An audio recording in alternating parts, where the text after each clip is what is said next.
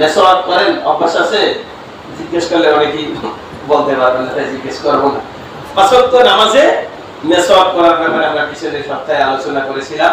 বলছিলাম এই আমলটা আমরা চালু করব।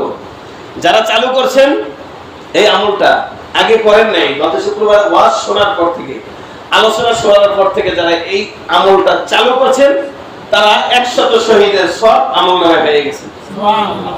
আর যারা চালু করেন নাই তারা এই সওয়াব পান নাই। আর যারা চালু করছেন তারা প্রতি ওয়াক্তে যেহেতু মেসওয়াক করছেন, আর মেসওয়াকের বিনিময়ে 1 ওয়াক্ত নামাজে কমপক্ষে 70 ওয়াক্ত নামাজের সওয়াব পেয়ে গেছেন। আর যারা এই আমলটা চালু করতে পারেন নাই, এই সওয়াব তারা পান নাই। আর এই আমলটা যারা চালু করছেন, এই অভ্যাসটা যারা চালু করছেন, হাদিসের ভাষা অনুযায়ী এই অবস্থায় যদি আপনার মৃত্যু হয় তো আল্লাহ তাআলা কালিমা নসিব করায় দিবে। তাহলে যার এই আমলটা চালু নেই তার কালিমা নসিব হওয়ার আশঙ্কা নাই। যার এই আমলটা চালু নাই, কেন হাদিসে স্পষ্ট আছে, যারা মিসওয়াক সবসময় করবে আল্লাহ তাআলা তার মৃত্যুর সময় কালিমা নসিব করায় দিবে। আর পিছনে বলছি যার কালিমা নসিব হবে সে বিনা হিসাবে জান্নাতে চলে যাবে। তাই আমলটা যে চালু করছেন সে আশা করে রাখতে পারেন যে আমলটা চালু থাকা অবস্থায় যদি আপনার কাছে আমার কাছে আজরাইল চলে আসে তো আশা রাখা যায় যে কালিমা আপনার আমার নসিবে থাকবে। আর যদি যারা চালু করতে পারেন নাই তারা আশা রাখতে পারেন যে মনে হয় না কালিমা আপনার আমার নসিবে আছে। বাকি সবাই আল্লাহ কালিমা নসিব, কালিমা পড়তে পড়তে মৃত্যুবরণ করার বলো আমিন। আল্লাহ তাআলা সকলকে সঠিক পথে চলার তৌফিক দান করুন, আমিন। আজকে আমরা যে বিষয়টা আলোচনা করব সেটা হলো গুরুত্বপূর্ণ একটি বিষয়, উযুর ফরজ। উযুর কি ফরজ? এই যে আমরা নামাজ পড়তে আসছি, নামাজের জন্য উযু গুরুত্বপূর্ণ একটি হুকুম। উযু ছাড়া নামাজ হবে না। উযু ছাড়া নামাজ হবে না। উযু হচ্ছে গুরুত্বপূর্ণ একটি হুকুম। অনেকে আমরা এই ব্যাপারে গুরুত্ব দেই না, অনেকের এই ব্যাপারে জানাও নাই। অনেক নামাজি আছে উযু সঠিকভাবে করতে জানে না, উযু করে কিন্তু সঠিক নিয়মে করতে জানে না। আমরা সেই নিয়মগুলো ইনশাআল্লাহ আলোচনা করব। যদি আমাদের ভুল থাকে সেই ভুলগুলো আমরা ছেড়ে দেব। উযুর ভিতরে 4টি ফরজ আছে। উযুর ভিতরে কয়টি ফরজ আছে? একটা মৃত্যু পর্যন্ত মনে রাখবেন। আজকে বলে দেব, মরণ পর্যন্ত যেন আপনার মনে থাকে। যদি ভুলে যান একজন হুজুরের কাছ থেকে জেনে নেবেন।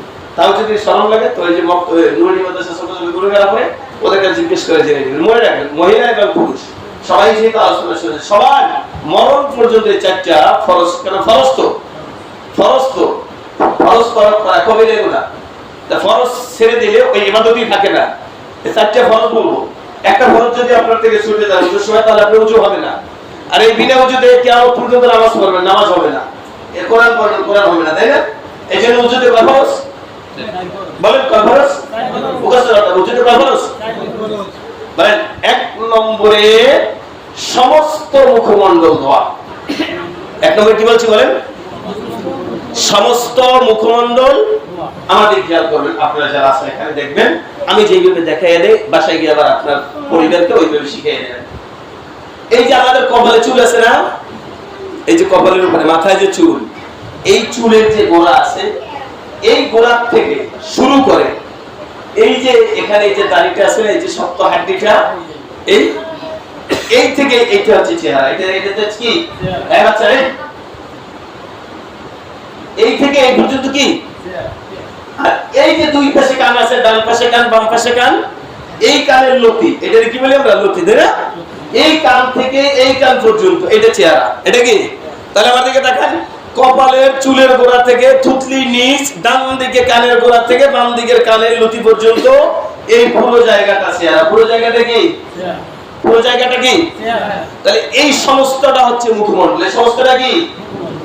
এই জায়গার ভিতরে এই যে জায়গাটা আমি দেখাইলাম, চুলের গোড়া থেকে মাথার কপালের উপরে চুলের গোড়া থেকে থুতনির নিচ পর্যন্ত, এক কানের গোড়া লতি থেকে আরেক কানের লতি পর্যন্ত এই পুরো জায়গাটা স্কয়ার। এই জায়গাটা যদি মুখমণ্ডল হয়, এই মুখমণ্ডল ধৌত করা ফরজ। এই মুখমণ্ডল ধৌত করা কি ফরজ।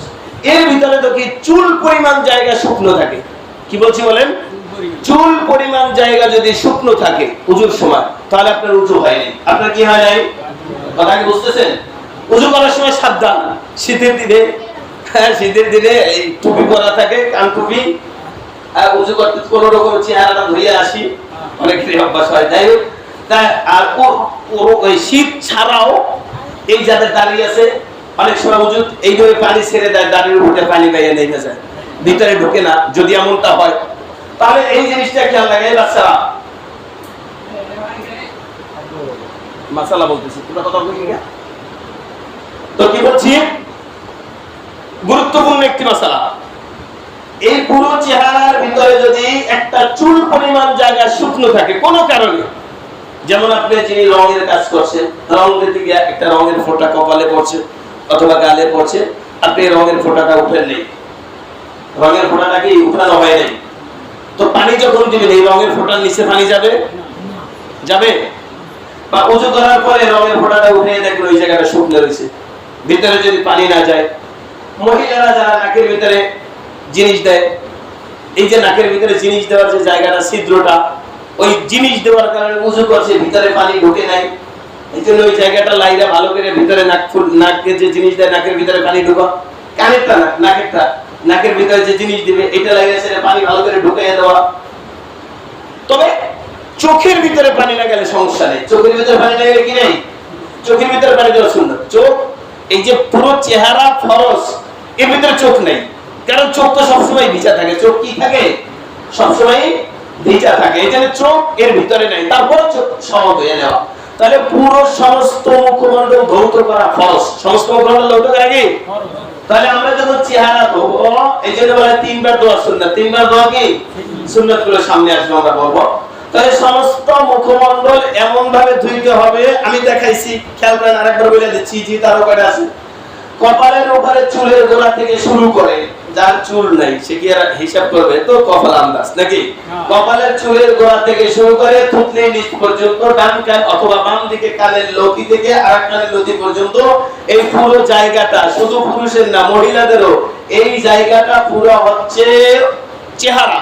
আর এই সমস্ত মুখমণ্ডল সমস্ত চেহারা ধৌত করা হচ্ছে ফরজ। এর ভিতরে যদি চুল পরিমাণ জায়গা কোনো কারণে শুকনো থাকে, ভুলে হোক ইচ্ছা হোক অনিচ্ছা হোক, তাহলে এই শুকনো থাকার কারণে আপনার উজু হয় নাই, আর এই উজু দিয়ে আপনি উজুকৃত ইবাদত করলে ইবাদত। তাহলে 1 নম্বরে বলছি সমস্ত মুখমণ্ডল ধোয়া। কি বলছি বলেন? উজুতে ফরজ কয়টা? উজুতে ফরজ কয়টা? 1 নম্বরে সমস্ত মুখমণ্ডল ধোয়া। 1 নম্বরে বলেন ভাই, মুখ খুলে বলতে হবে, বললে কি গুনাহ হবে? হ্যাঁ সবাই বলতে হবে, বলেন 1 নম্বরে কি বলছি? সমস্ত মুখ। আমার দায়িত্ব আপনাদেরকে মুখস্থ করাইয়া দেওয়া, ওই পাশে গিয়ে ভুলে গেলে আমার দায়িত্ব নেই। মসজিদের ভিতরে আমার দায়িত্ব আপনাকে মুখস্থ করাইয়া দেওয়া, ওই পাশে যাই যদি আপনি ভুলে যান ওটা আপনার দায়িত্ব। ওটা কার দায়িত্ব? আমার দায়িত্ব। এটা ক্লাস, ক্লাসে আমার হক আদায় করা, আমি আদায় করবো। ওই পাশে যাওয়ার ফলে আপনি ভুলে গেলেন, ওটা আপনার ব্যাপার, ঠিক আছে বলছেন, কিন্তু মনে রাখতে হবে। হ্যাঁ, তাহলে 1 নম্বরে কি বলছি বলেন? সমস্ত মুখমণ্ডল। মুখ খুললে বলবেন, শব্দ প্রতিটা শব্দের বিনিময়ে সওয়াব হবে। একটা মাসালা শিখলে 500 রাকাত নফল নামাজের সওয়াব। সুবহানাল্লাহ। বলেন কয় রাকাত নফল নামাজের সওয়াব? 500 রাকাত। কোন দেহি বুকে হাত দিয়া হাজরে দিকে ওটা, এই 1 বছরে 500 রাকাত নফল নামাজ, 1 বছর না, মনে হয় না অনেক মানুষের জন্ম থেকে পর্যন্ত 500 রাকাত অতিরিক্ত নফল নামাজ পড়া হয়েছে। না, এরকম পাওয়া খুব কঠিন। আর একটা মাসালা এই যে শিখছেন না, উজু সমস্ত মুখমণ্ডল দেওয়া ফরজ, একটা ফরজ মাসালা শিখছি না? যারা জানতেন না তারা শিখছেন, যারা জানছেন তারা আরো শিখছেন। তাহলে এই যে শিক্ষার কারণে কয় রাকাত নামাজের সওয়াব পেয়েছেন? একটা শিখছি, তাহলে 4টে শিখলে 400 কত? কথা কি বুঝাতে পারছি? পিছনে তো আরো শিখছি, পিছনেটা তো রইছি, তাহলে আমরা 4টা আজকে শিখবো, তাহলে কতগুলো নেকি পাবো? তো যারা একামতের আগে আগে আইবে, অর্থাৎ নামাজ বয়ানের পরে যারা আইবে তারা কয়টা পাইবে?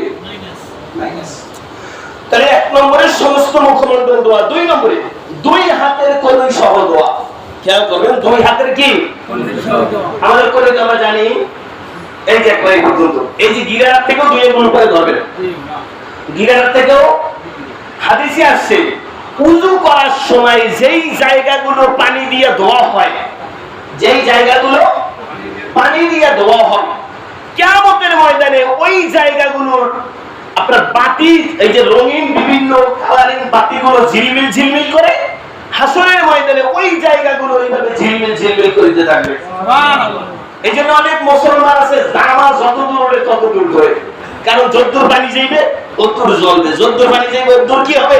নূর হবে, ততদূর কি হয়ে যাবে? নূর হয়ে যাবে। এই জন্য হাদিসে স্পষ্ট সহিহ হাদিস, কিয়ামতের ময়দানে উযুকৃত জায়গাগুলো ঝলমল করিতে থাকবে। এই জন্য উযুর সময় ভালো হবে। আর এমনি তো দুই হাতের কনুই সহ দোয়া ফরজ। দুই হাতের কনুই সহ দোয়া কি? এই গিরাত থেকে কমপক্ষে 2 আঙ্গুল উপরে, এই পর্যন্ত, ঠিক আছে? আর এই যে মাসলা, এগুলো মহিলা পুরুষ সবার জন্যই, শুধু যে পুরুষের জন্য তা না, সবার জন্য এই পর্যন্ত। এখন পুরুষদের ক্ষেত্রে খেয়াল রাখতে হবে যেটা, যারা হোটেলে কাজ করে, যারা হোটেলে কাজ করে, ময়দার কাজ করে, এই নখের গোড়ার ভিতরে ময়দা লেগে থাকে, বা মহিলারা যারা ঘরে কাজ করে নখের ভিতরে ময়দা লেগে থাকে, অথবা যারা রঙের কাজ করে যে আঙ্গুলের ফাঁকে ফাঁকে রং লেগে থাকে, যারা সিমেন্ট বালুর কাজ করে সিমেন্ট লাগা থাকার কারণে যদি ভিতরে পানি প্রবেশ না করে, যারা নীল পালিশ ব্যবহার করে, এমনি কিন্তু নীল পালিশ ব্যবহার করা মুসলমানদের জন্য জায়েজ নাই।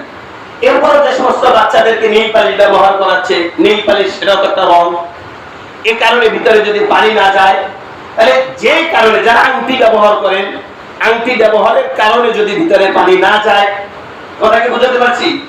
উজুর সময় তাহলে আংটি যাদের হাতে আছে একটু প্র্যাকটিস কইরা ভিতরে পানি প্রবেশ করায় দেওয়া।